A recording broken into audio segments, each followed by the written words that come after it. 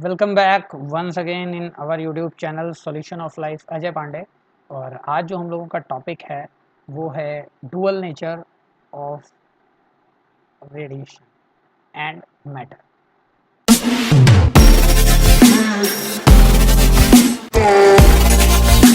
तो हम जैसा कि जानते हैं कि डुअल नेचर का मीन्स है यहाँ पर किस तरीके से हमारा जो लाइट सोर्स है, जो हमारा लाइट सोर्स है वो दोनों ही मीडियम में आपका वर्क करता है। यानी कि लाइट जो है आपका एज अ पार्टिकल और एज अ वेव दोनों ही वर्क करता है। तो आइए देखते हैं कि कैसे वर्क करता है। तो light behave sometimes as waves and sometimes of particle, इसी को हम क्या कहते हैं, डुअल नेचर कहते हैं।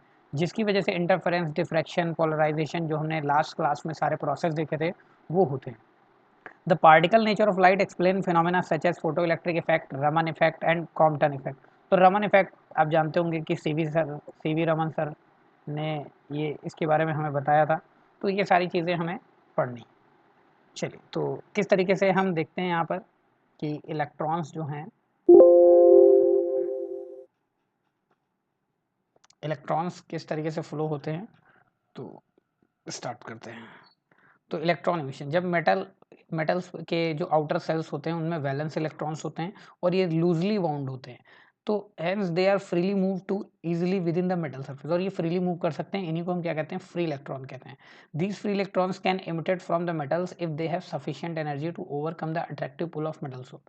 तो यानी कि जैसे कि सपोज कि ये कोई भी एटम्स होता है, इसके आउटर सेल्स में इलेक्ट्रॉन्स रहते हैं और ये इलेक्ट्रॉन फ्री रहते हैं। तो इनको एक पर्टिकुलर अमाउंट ऑफ एनर्जी चाहिए रिलीज होने के लिए। तो जैसे ही वो एक पर्टिकुलर टाइप ऑफ एनर्जी इस पर फॉल होती है तो ये फ्री इलेक्ट्रॉन बाहर निकल आते हैं और अपने मेटल सरफेस को छोड़ देते हैं। The phenomena of emission of electron from the surface of metal is called electron emission. The minimum energy required by an electron to escape from the metal surface is called work function the metal. तो जो minimum energy required होती है उसे हम क्या कहते हैं, work function कहते हैं। इसको हम किससे रिप्रेजेंट करते हैं, फाई नॉट से रिप्रेजेंट करते हैं या डब्ल्यू नॉट से भी रिप्रेजेंट करते हैं। इसकी जो यूनिट होती है इलेक्ट्रॉन वोल्ट होती है। इलेक्ट्रॉन वोल्ट यानी कि आपको पता है 1.602 इंटू 10⁻⁻19 कूलाम होता है चार्ज। बट यहाँ पर हम इलेक्ट्रॉन वोल्ट है वो एनर्जी की यूनिट है तो जूल हो जाता है। ये एक चीज़ और ध्यान रखेंगे कि ये किस पर डिपेंड करती है, मेटल और नेचर के सरफेस पर डिपेंड करेंगे। तो it decrease with the increase in temperature, और याद रखेंगे कि जो वर्क फंक्शन है ये डिक्रीज होता चला जाता है जैसे जैसे टेम्परेचर इंक्रीज होगा। टाइप्स ऑफ इलेक्ट्रॉन इमिशन की बात करेंगे तो the minimum required energy for the electron emission from the metal surface can be supplied to the free electrons. तो जो मिनिमम एनर्जी रिक्वायर्ड होती है वो आपका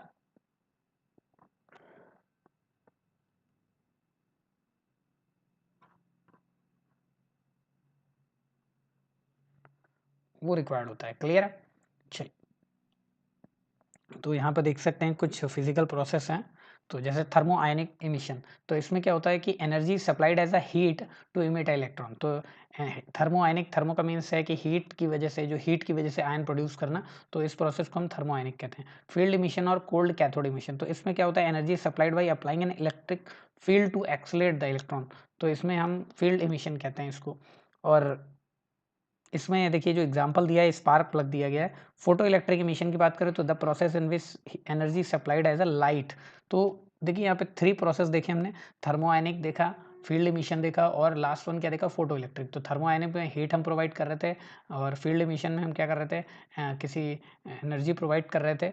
और जो हमारा लास्ट था फोटो इलेक्ट्रिक इफेक्ट या फोटो इलेक्ट्रिक इमिशन, उसमें हम लाइट को एज अ एनर्जी यूज़ कर रहे थे इलेक्ट्रॉन को इमिट कराने के लिए। फिर हम बात करते हैं फोटो इलेक्ट्रिक इफेक्ट। तो क्या फिनोमेना होता है, emission of electron from the surface of metal. तो देखिए सरफेस ऑफ मेटल दिख रहा है, जैसे ही इस पर लाइट फॉल होता है तो इसमें से इलेक्ट्रॉन फ्रीली मूव होने लगते हैं और देखिए ये बल्ब जो है वो ग्लो करने लगता है, दिखेंगे आप प्रोसेस, और यहाँ पे करंट शो होने लगती है।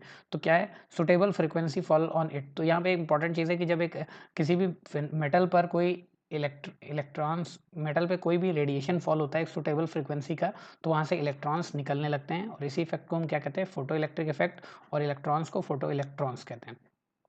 Alkali metals like lithium, sodium, ये हमें विजिबल लाइट में भी शो करते हैं फोटो इलेक्ट्रिक इफेक्ट। फिर बात करते हैं करंट की। तो photo electric effect, the current produce due to the emission of electron is called photo electric current. इसी को हम क्या कहते हैं, फोटो इलेक्ट्रिक करंट कहते हैं। तो यहाँ पे जो फोटो करंट होता है डायरेक्टली प्रोपोर्शनल होता है photo electrons emitted per second.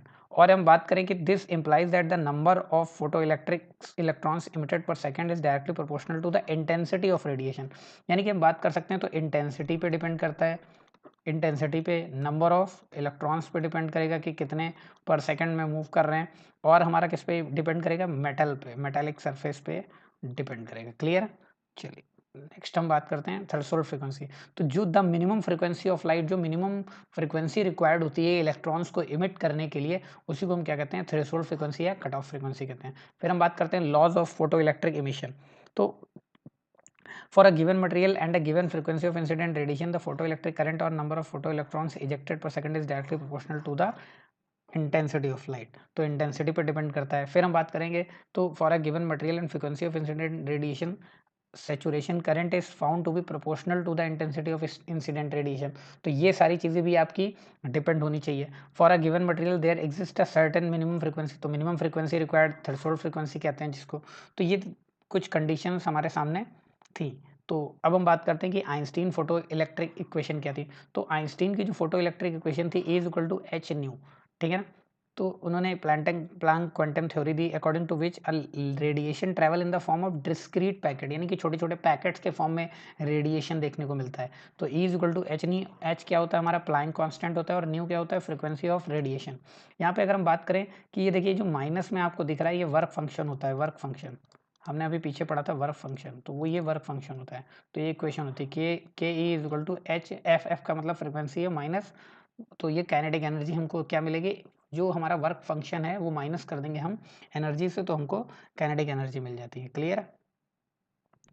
ये देखिए हमारा फॉर्मूला है यहाँ पे। तो ये मैक्सिमम काइनेटिक एनर्जी हमको इस तरीके से मिलती है, और इसी को आइंस्टीन फोटो इलेक्ट्रिक इक्वेशन कहते हैं। फिर हम बात करते हैं कि फोटोन जो है वो कैसे नेचर, पार्टिकल नेचर कैसे शो करता है। तो हमको ये पैकेट्स ऑफ एनर्जी के फॉर्म में एविडेंस देखने को मिलता है। तो these packets are called quantum, और इन्हीं को हम क्या कहते हैं, फोटॉन्स कहते हैं, ठीक है ना। फिर हम बात करते हैं कैरेक्टरिस्टिक्स। तो यहाँ पे देख सकते हैं कि जो लाइट है कुछ हम कभी देखते हैं तो कि पार्टिकल की तरह हमको देखने को मिलती है, ठीक है। यहाँ पे तो an interaction of radiation with matter we have as it's made of particles called photons. ये लाइट की स्पीड से मूव करता है। P इज इक्वल टू होता है H nu upon C. Photons are not deflected by electric magnetic field. Photons जो हैं वो इलेक्ट्रिक और मैग्नेटिक फील्ड की वजह से डिफ्लेक्ट नहीं होते हैं। तो ये कैसे होते हैं, इलेक्ट्रिकली न्यूट्रल होते हैं। In photon particle collision the total energy and momentum are conserve. तो इसमें क्या होता है, हमारा टोटल मोमेंटम और एनर्जी जो होती है वो कंजर्व होती है। फिर हम बात करते हैं वेव नेचर। तो वहाँ पे हम देख रहे थे कि पार्टिकल की तरह, बट यहाँ देखिए ये वेव के फॉर्म में निकल रही है। क्लियर है? तो देखते हैं, फ्रेंच साइंटिस्ट जो डी ब्रॉगली थे उन्होंने ये सजेस्ट किया था, electron protons neutrons have dual nature, यानी कि पार्टिकल की भी तरह होते हैं और वेव की भी तरह होते हैं। तो इन्होंने क्या बताया था, the wave associated with moving particle is called matter wave. इसी को हम डी ब्रॉगली वेव कहते हैं। तो these waves can travel in a vacuum, hence they are not mechanical wave, यानी कि मैकेनिकल वेव नहीं है, इसके बाद भी इनको मीडियम की ज़रूरत नहीं होती है। The wavelength of these waves is given as lambda is equal to H upon P होता है, और पी इज इक्वल टू होता है एम वी। तो पी मोमेंटम होता है। The wave nature of electron was verified, एक experiment किया गया था डेविसन एंड जर्मन ने, जिसकी वजह से हमको ये पता चला था कि ये कैसे बिहेव करता है। फिर हम बात करते हैं फोटो सेल की। तो एक डिवाइस होती है जो लाइट एनर्जी को इलेक्ट्रिकल एनर्जी में कन्वर्ट करती है। तो यहाँ पे देख सकते हैं डायग्राम में, और इसी को हम इलेक्ट्रिक आई कहते हैं। तो photo electric current setups in the photo electric cells corresponding to the incident lights provide the information about the objects. और ये हमको कुछ कई बार इन्फॉर्मेशन भी प्रोवाइड करती है, जैसे कि हम सेंसर्स वगैरह जो बनाते हैं वो इसी तरीके से काम करते हैं। तो इनका कुछ एप्लीकेशन है टेलीविजन कैमरा में, फोटो टेलीग्राफी में, reproduction of sound in cinema film, use in counting device, burglar alarm, fire alarm, और measure the temperature of stars, use for the determination of Planck constant. और देख सकते हैं हम factories में use हो रहे हैं, बिलबोर्ड्स में यूज़ होते हैं, नियॉन लाइट्स की जगह यूज़ करते हैं, स्ट्रीट्स में यूज़ करते हैं, पार्क में और गार्डन्स में। तो ये था हमारा डुअल नेचर ऑफ लाइट या डुअल नेचर ऑफ मैटर्स। तो आई थिंक आप सभी को ये रिवीजन अच्छा लगा होगा, और तो लाइक और सब्सक्राइब करिए। थैंक यू फ्रेंड्स, आज की क्लास में इतना ही। Jai Hind, good night, take care.